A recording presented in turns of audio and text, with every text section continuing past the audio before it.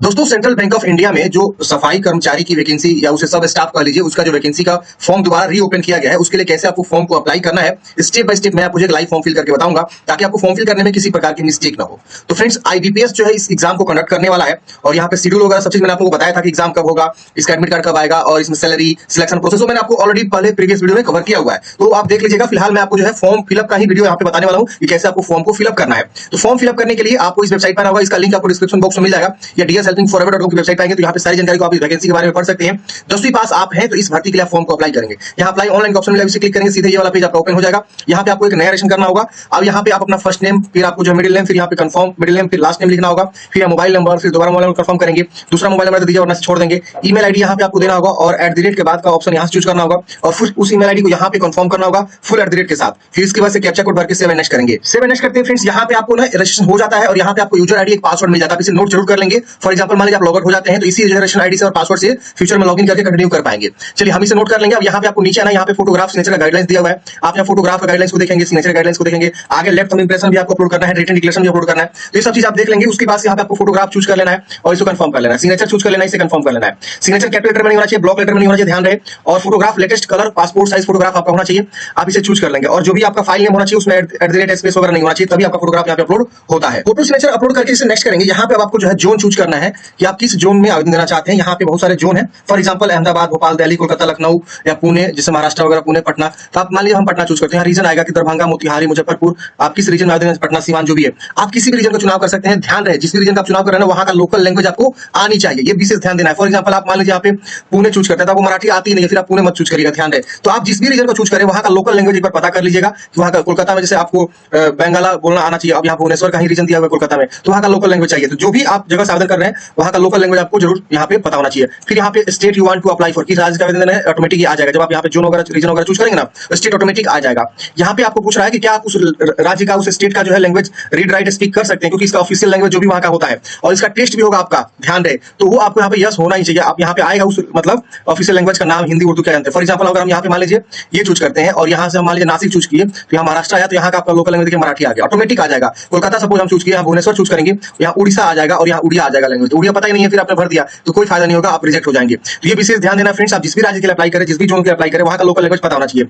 फिर आप पूछ रहा है कि are you local residence of state territory do you want to, मतलब जहां से अप्लाई कर रहे हैं वहां का आप लोकल निवासी हैं, अगर है तो हाँ कर दीजिएगा, नहीं तो आप नो भी कर सकते, कोई दिक्कत नहीं होने वाला है। अब यहाँ पे आपको पूछ रहा है कि have you applied the recruitment process of सफाई कर्मचारी, इतना मतलब 2012-13 में जो वैकेंसी आई थी उसमें भी आपने फॉर्म का आवेदन किया था जिसका जो है रिक्रूटमेंट प्रोसेस कंप्लीट नहीं हो पाया था। अगर किया तो यस करेंगे, नहीं तो नो करेंगे। यहाँ से अपना कैटेगरी चुनाव करेंगे, जो भी आप कैटेगरी से बिलोंग करते हैं अपना कैटेगरी यहाँ से चुनाव कर लीजिएगा। अब यहाँ पे पूछ रहा है कि आप विकलांग है तो यस करेंगे और नो करेंगे। ये सब विकलांग पर्सन के लिए ऑप्शन है, आप इसे देख लेंगे। हमारे केस में सब डिसेबल है। यहाँ पे अगर आप स्पेशल विकलांग है तो यहाँ पे यस करेंगे, आपको स्क्राइब चाहिए वगैरह तो, नहीं तो आप इसे नो कर देंगे। यहाँ पे एक्स सर्विसमैन तो यस करेंगे और नो करेंगे। ये डिसेबल्ड एक्स सर्विसमैन है तो यस करेंगे और नो करेंगे।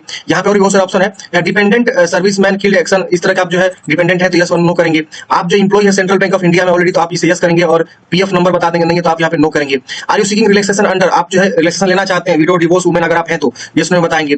रिलीजन आपको बताना है हिंदू मुस्लिम क्या है, इसके बाद से आपको बताना है माइनॉरिटी कम्युनिटी, अगर आप माइनॉरिटी कम्युनिटी आते हैं यस करेंगे वरना नो करेंगे। यहाँ नेशनलिटी बताएंगे इंडियन। यहाँ पे आपको एक आईडी प्रूफ लेकर जाना होगा एग्जामिनेशन सेंटर में, यहाँ लिख रहा है। अब आपको यहाँ टिक करना है कौन सा आईडी प्रूफ लेकर जाएंगे, आधार कार्ड, पैन कार्ड, जो भी लेकर जाएंगे उसको चुनाव करेंगे। फॉर एग्जाम्पल हमने आधार कार्ड चूज किया तो आधार संख्या लिख लेंगे। यहाँ एग्जामिनेशन सेंटर बताना होगा कि आप एग्जाम सेंटर कहाँ रखना चाहते हैं, तो जोन वाइज ही ऑटोमेटिक यहाँ पे एग्जामिनेशन सेंटर आपको देखने को मिलेगा। यहाँ पे kindly indicate medium of paper in examination, मतलब पेपर किस मीडियम में आप देना चाहते हैं वो आपको इंडिकेट करना होगा। यहाँ पे आपको अपना डेट ऑफ बर्थ की चॉइस करनी है, जेंडर बताना है। आप जुड़वा भाई बने तो यस करेंगे वरना नो करेंगे। इसकी वजह से यहाँ पे अगर जुड़वा भाई मोहन होते तो यस करके उसका नाम लिखते और कौन सा जेंडर है वो उसको बताते। यहाँ पे मैरिड है कि अनमैरिड है यहाँ पे आपको बताना होगा। फादर्स नेम, मदर्स नेम, अगर आप मैरिड होके तो अपना यहाँ पे जीवन साथी का नाम लिखते। यहाँ पे अपना जो है प्रॉपर एड्रेस लिखेंगे, जैसे कि एड्रेस 1, एड्रेस 2, एड्रेस 3, मतलब 3 लाइन यूज करके आपको जो है लाइन 1, लाइन 2, लाइन 3 यूज करके अपना प्रॉपर एड्रेस लिखना है। फॉर एग्जाम्पल आप मान लीजिए रामपुर गाँव है तो रामपुर यहाँ पोस्ट यहाँ लिख देंगे, मान लीजिए रामेपुर है सपोज, तो आप यहाँ पे लिख देंगे थाना जो भी आप यहाँ पे लिख देंगे। इसके वजह से डिस्ट्रिक्ट यहाँ पे लिखेंगे जो भी आपका है, फिर यहाँ पे राज्य चूज करेंगे, फिर यहाँ पिन कोड लिखेंगे। ऐसे आपको प्रॉपर जो एड्रेस लिखना होता है। अब यहाँ पूछ रहा है कि परमानेंट एड्रेस क्या है, अगर अलग है तो अलग अलग लिखेंगे, सेम इसको टिक करेंगे, सेम कॉपी हो जाएगा। यहाँ पे एक आपको जो एड्रेस चूज कर लेना जीएसटी इनवॉइसिंग के लिए, उसको इसे वैलिडेट करेंगे, उसके बाद से सेव नेक्स्ट करेंगे। अब अगले स्टेप में फ्रेंड्स यहाँ पे आपको जो है ना मैट्रिक की जानकारी भरना, मतलब एजुकेशन क्वालिफिकेशन की जानकारी भरना है। तो यहाँ पे देखिए सबसे पहले एसएससी मतलब मैट्रिक के बारे में पूछ रहा है, तो आप अपना जो है यहाँ पे पासिंग डेट और मंथ बताएंगे, कौन से डेट मंथ ईयर में आपने जो है मैट्रिक को क्वालिफाई किया हुआ है। परसेंटेज ऑफ मार्क्स कितना यहाँ पे आपको लिख देना है। सिलेक्ट फर्स्ट, सेकंड या पास, तो आप फर्स्ट है या सेकंड है या पास है। यहाँ पे थर्ड का ऑप्शन नहीं, अगर थर्ड से पास है तो आप पास चूज करिएगा। दीजिएगा, सेकंड से तो सेकंड, फर्स्ट से तो फर्स्ट। यहाँ पे अगर आप 12वीं किए तो 12वीं की जानकारी बता सकते हैं, नहीं कि तो इसे छोड़ दीजिएगा। ग्रेजुएशन की ग्रेजुएशन की जानकारी बता सकते हैं, वरना इसे आप छोड़ देंगे। यहाँ पे आपको इंप्लॉय है ऑलरेडी तो आप यहाँ पे यस करेंगे और अपना बताएंगे, कहाँ इंप्लॉय नहीं तो आप नो कर दीजिएगा। प्रेजेंटली कहीं काम कर रहे हैं तो उसके बारे में पूछ रहा है, एक्सपीरियंस है तो एक्सपीरियंस के बारे में बता सकते हैं। यहाँ पूछ रहा है कि आप प्री एग्जाम का ट्रेनिंग लेना चाहते हैं, एससी एसटी ओबीसी को प्री एग्जामिनेशन जो होता है ना उसका ट्रेनिंग ये लोग देते हैं, तो आप यहाँ पे यस कर सकते हैं, अगर चाहिए तो नहीं चाहिए तो नो भी कर सकते हैं। आपको कौन कौन सा लैंग्वेज आती है, फॉर एग्जाम्पल आपको हिंदी आती है तो आप यहाँ पे क्या करेंगे, हिंदी लिख देंगे, और रीड राइट स्पीक आप करते हैं उसको आप टिक कर लेंगे। अगर आपको इंग्लिश भी आती है तो इंग्लिश भी आप यहाँ पे लिख सकते हैं, नहीं आती तो उसे छोड़ दीजिएगा, एक लैंग्वेज देना जरूरी है। तो इस तरह से क्या करेंगे फ्रेंड्स, अपना जो है क्वालिफिकेशन को ऐड करेंगे और वैलिडेट करेंगे, डाटा यहाँ पे सेव हो जाएगा और उसके बाद आपको यहाँ पे सेव एंड नेक्स्ट कर देना है। अब अगले स्टेप में देखेंगे आपका जो है पेज प्रीव्यू आ गया, यहाँ पे जानकारी को वेरीफाई करिए कि जो भी आपने जानकारी यहाँ पे दिया हुआ है वो सब चीज सही है, अगर इसमें कुछ भी गलती है तो सुधारेंगे, नहीं गलती है तो आप इसे कंप्लीट करेंगे। अब कंप्लीट करने से पहले इन तीनों को जो है टिक करना होगा आपको और उसके बाद से कंप्लीट करेंगे, उसके बाद से ओके करेंगे।